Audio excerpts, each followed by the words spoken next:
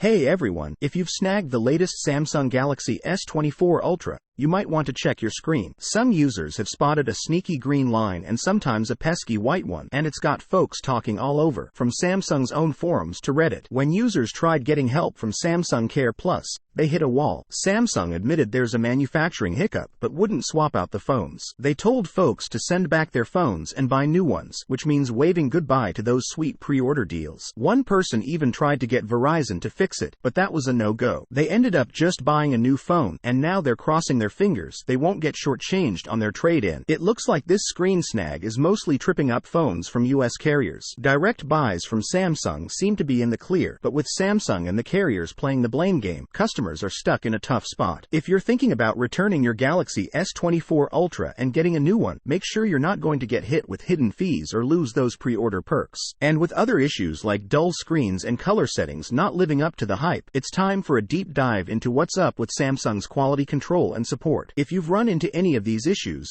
drop your story in the comments. Your 2 cents could help everyone else figure out what to do next. And keep your eyes peeled for updates. We'll see if Samsung steps up to sort this out. Don't forget to subscribe for the latest scoop. Catch you later.